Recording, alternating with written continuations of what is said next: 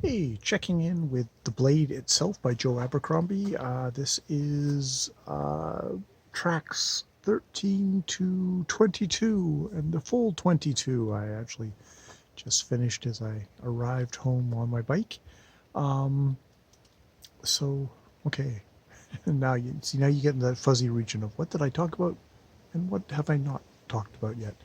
Um, so, yes, they have the meeting with they. The mage and Nine Fingers have the meeting with the King of the North, and he brings his sneering son. Also brings a golden-voiced sorceress woman who, yeah, can use her golden voice on Logan Nine Fingers. That does not work on the mage. Can't remember what his name is. Clayton. I don't know. But he's like, oh, that's nice. You have a nice voice, and he kind of makes fun of her, and he just basically brushes her off and says, like, yeah, no, that's not going to happen. I'm not going. You're not going to command me to do anything. You know, you promised to bring peace to this region. You have done no such thing. You've just embroiled everyone in war, and now you're going to go and fight the Union. They are indeed the northern men who are going to go fight the Union because that's going to keep everyone together. And if they don't succeed, well, it'll weaken the the lordlings under him that he wouldn't want to have be strong anyways. And so tells him to buzz off, and and then they are going to go travel. I'm not quite sure exactly where they're traveling to, but they're off. They get ambushed by dudes who are like, yeah, we ended up bending a knee to him too. You know, it's funny how we keep on being on opposite sides. He actually respects the guy. It looks like they're going to just, kill them. There's only the three. There's the mage, there's the apprentice, and there's Logan Nine Fingers. And actually, Logan actually puts up a good fight, but it looks like it's going to be nothing. And then the mage is like, yeah, whose specialty is fire, flambés them all. And in a kind of a grounded kind of way. Abercrombie's not like a bazam. It's like, no, it's like it's eruptions of fire and just roasting of flesh, and it's brutal, and you feel it. And Logan, the guy who he respected, partially survives, but basically his legs are squashed, and it's like even if I did survive this, hey, I would be able to walk, and the king guy would just torture me to death. So could you just kill me? And it's like, I'm glad, for what it's worth, I'm glad it's you who's killing me. And it's like, well, for what it's worth, I'm not. And he kills him. And so yes, we have that with Logan. I think that's about as far as we got with Logan, and then we zip to the others. Um, um, God damn it, Sand Crofter. Oh, the torturer guy. It's funny how his name just keeps on going out of my head. Croft is torturing people. He's slowly torturing. Like, basically, the head lector is like, okay, we're going after the Mercers Guild. We need all these names. All those people got murdered. They track down the assassin. They basically connect some dots. And the big scene that we get with Giselle, the Lordling, sees, it's like, they're dragged. The three guys are dragged in, forced to confess, and they dissolve the Mercers Guild. They go up to arrest the head Mercer guy, who's got a big old rope, and he's about to throw himself out the window. And before he does, he says, "You're an idiot. You have no idea exactly who's got all this. We don't have any money. We owe all the money." It's like, look to the inner council, look to the universities, look to the banks. That's where all this actually is. So there's all this kind of power games going on here, where they've stomped down both lords and not just the guild, but other lords, competing lords in this in this thing. And it's like, Groff Sandal Groft, or whatever his name is definitely up over, maybe over his head. And it's funny. It's like there's a mystery for him to thing, and he's a torturing fuckhead and a sadist, and like he enjoys his job, but it's like it's like he's been tortured himself, and he's like an underdog, and he's still has horrible trouble getting up the stairs, even as they're beating all his victims around him. He has to be helped up the stairs. It's like it's an interesting character, interesting, just how we're looking at how we're I don't know sympathies, but it's not mustache twirling, I'm a villain kind of thing. It's like, no, he's trying to figure things out. He's not in command, and all that. So, yeah, that's interesting. Um, Earlier in this whole thing, there was a whole thing with Giselle, who's like, he's he's really thinking about just quitting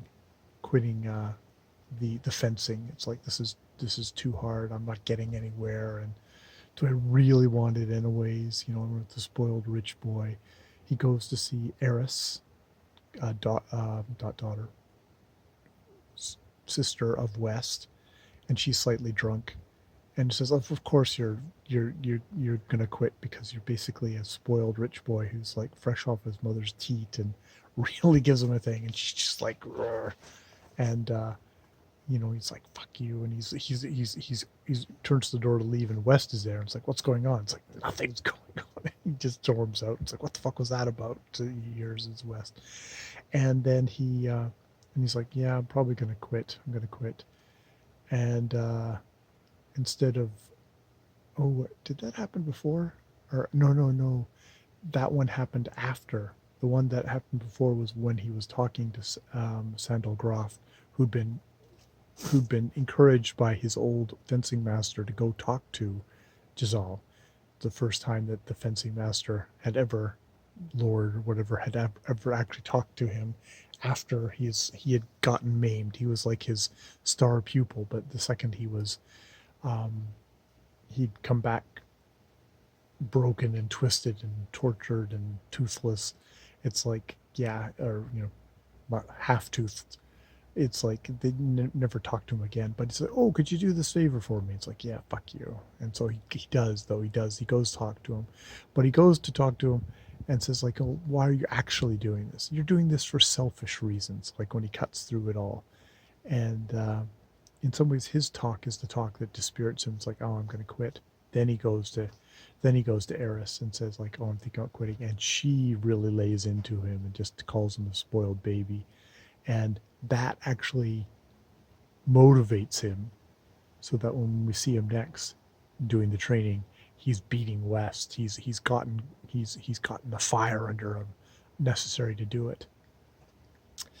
Now, in all of this, West keeps on getting summoned to the generals to have talks, and he gets some at the very last section here. He gets summoned to the general. It's like, yeah, we got these 3 boxes from the Northern King. It's like he opens them, and it's like there's this foul smell in them, and there's like hair in one. It's like, well, we had to burn them. It's like, what, the 3 heads. One's of the major strategic fort thing. The other ones are 2 just posts, but this one is the major fort, so it's fallen. They've taken it. This is basically the key to holding the whole region. Um, this northern region where they have the iron, and it's like, yeah, yeah, the northern men are coming for them. They haven't done the kings the king's the, the king government hasn't done anything about it, because they're all pulling in their own direction, all looking out for themselves, and didn't take the scary northern man with his, the half tattooed man stabbing a knife in his arm seriously. So we now have to scramble to get things together. The lords who got bit in this whole disbanding the Mercers Union, who actually had like monetary um, had a monopoly in that region, off are screwed. So it's like it's like, so, but I want you to lead the main thing. It's like, but I'm a commoner. It's like I have trouble commanding junior officers. Senior officers are not going to listen to me. It's like, I don't fucking care. They're going to do what you want them to do. And this is your chance. And so he's like, okay. And it's like, well, war is a horrible thing, but this is also could be my chance. And so they're gathering together all the army, though. And the thing is, they're saying, like, there's just been a regime change in the emperor of emperors down where Sandal, I think, got tortured and they had the major battle and they'd beaten him back. It's like, well, surely they won't try again. Well, maybe they'll try again because we're going to be sending all our troops up north. So it's one of these, they're a superpower, but you also do get the sense that they're a superpower that's got two fronts potentially they could open up. They're soft, they're rotten. They talk about the army, that a lot of the guys who served in the war against the emperor and the Utrecht, I think at the Utrechts, a lot of those veterans retired because they didn't like it very much if they actually survived. They haven't come back, and now we're basically a finishing school. We've got a lot of green, untested hairdos.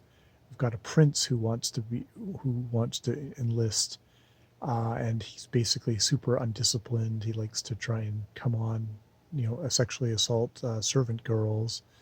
He's super undisciplined. It's like, it's not, last guy you'd actually want, being in charge of a major army unit or whatever. So we're kind of, you can see that, like, there's a lot of stuff going on here that things may not go that great for the Union, especially in a dark and gritty fantasy when it's not, there's no, that magic isn't going to play the largest amount of stuff here. It's just going to be basically like, who's got the most men, who's got the best disciplined men, all that stuff. So we're definitely setting up for stuff, and we care about the characters now. So we care about Jessel. So who knew?